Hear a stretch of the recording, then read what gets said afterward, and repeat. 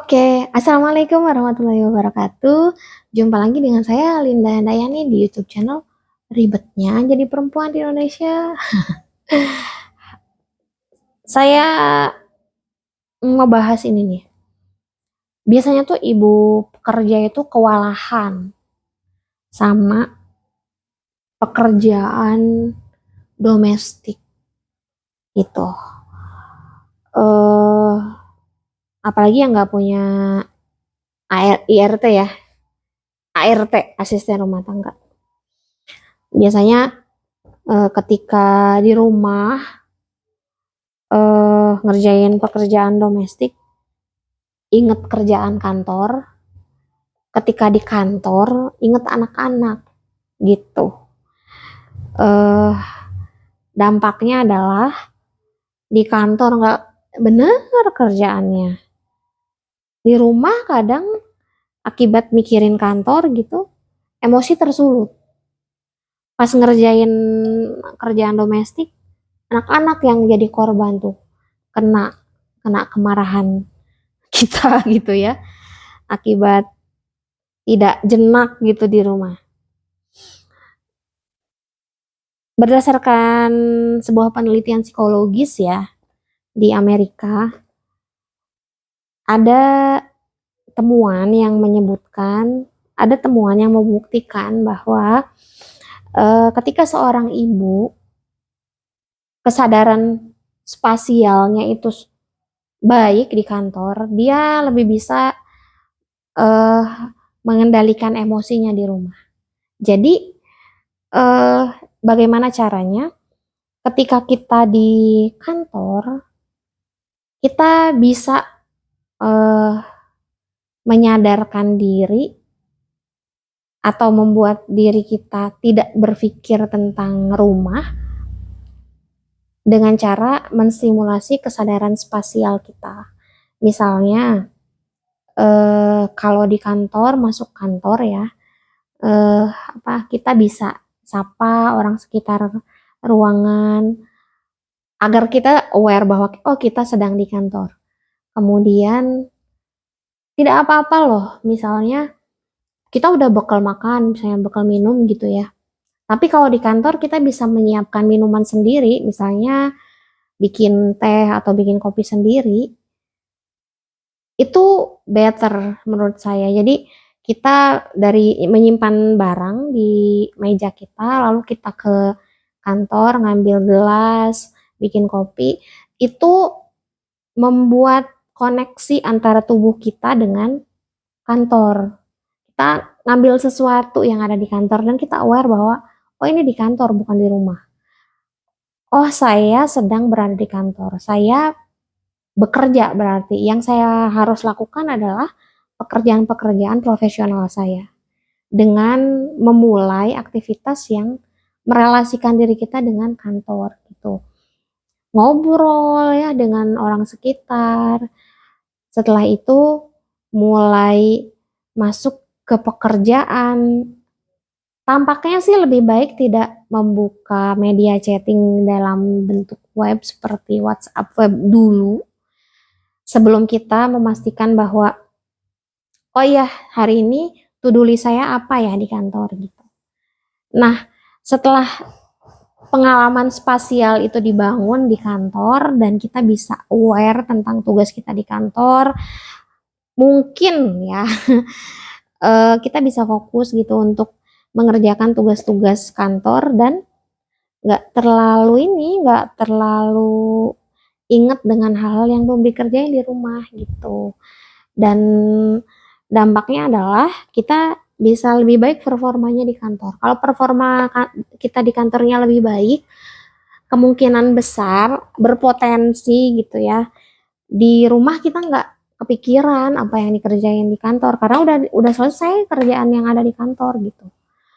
Dan akhirnya nanti ketika nyampe rumah kita nggak overwhelm lagi untuk mengerjakan pekerjaan yang ada di rumah. Jadi kita at least kita bisa menikmati lah gitu ya peran kita di rumah sebagai seorang ibu rumah tangga atau sebagai seorang ibu, dan kita bisa lebih memaknai gitu bahwa kita pulang ke kantor itu sedang dibutuhkan oleh anak-anak kita juga gitu. Mereka tuh bertingkah atau melakukan sesuatu yang mungkin menurut kita itu menyebalkan, padahal sebenarnya mereka lagi nyari perhatian kita karena selama ini kita nggak merhatiin mereka gitu. Kalau kita bisa relate dengan mereka di rumah gitu, eh, mereka tampaknya butuh kok gitu kasih sayang kita, dan akhirnya bisa seperti apa ya, bisa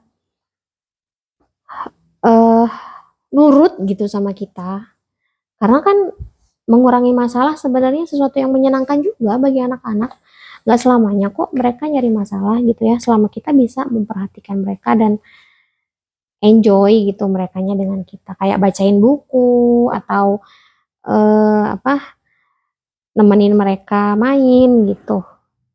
Dan itu kalau kitanya nggak ini ya, kalau kitanya nggak punya beban lain, sebenarnya itu bikin rileks juga ya main sama anak-anak. It's depend sih sebenarnya. Nggak semua orang kok nggak, kayaknya semua orang, semua perempuan punya punya naluri untuk sama anak-anak. Kan nggak semua orang nggak bisa main sama anak-anak gitu. Bisa kok gitu. Kita main sama anak-anak atau kita nggak mudah terganggu kok sama mereka gitu. Mereka nggak ganggu kita kok gitu. Jangan, maksudnya ini untuk menghindari dikit-dikit kasih HP terus suruh nonton gitu. Kayak gitu. Kalau kitanya bisa apa ya, menghentikan sejenak pemikiran tentang pekerjaan ya, kita nggak akan merasa terganggu dengan mereka gitu. Dan masa sih kita merasa terganggu oleh anak-anak kita yang sebetulnya kita harapkan untuk lahir ke dunia ini, kan nggak mungkin ya gitu. Pasti kita sebetulnya secara naluriah pengen sama mereka, cuman ya belum ada masanya, atau kita sedang struggling untuk membuat diri kita rileks ketika bersama mereka aja gitu.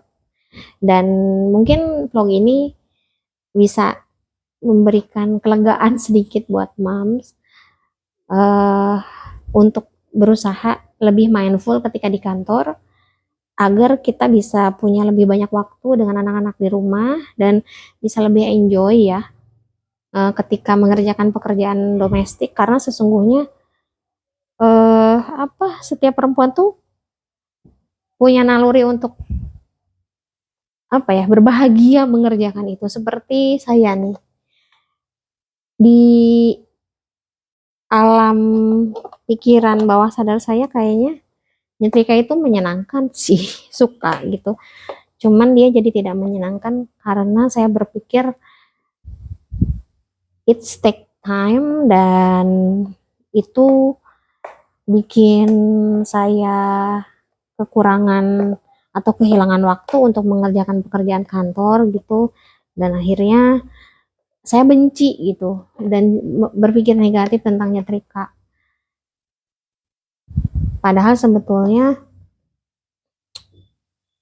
hati saya memiliki kesukaan terhadap aktivitas ini gitu. Saya berusaha untuk bikin konten ini sambil nyetrika untuk terapi, untuk terapi dan untuk menyadarkan diri bahwa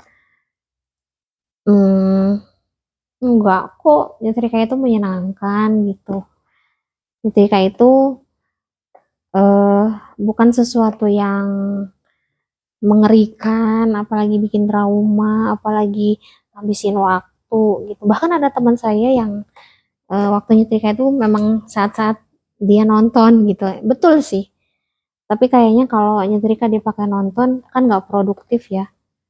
Atau mungkin bisa bikin terlena dan akhirnya banyak waktu yang terbuang. Makanya saya menjadikan waktu nyetrika ini untuk bikin video-video seperti ini agar ada temen ngobrol ya, dan ya begitulah, paling tidak jadi sesuatu yang bisa dibagikan bersama teman-teman yang lain. Begitu ya untuk hari ini. Sekian, wassalamualaikum warahmatullahi wabarakatuh. Jangan lupa subscribe dan like. Dadah.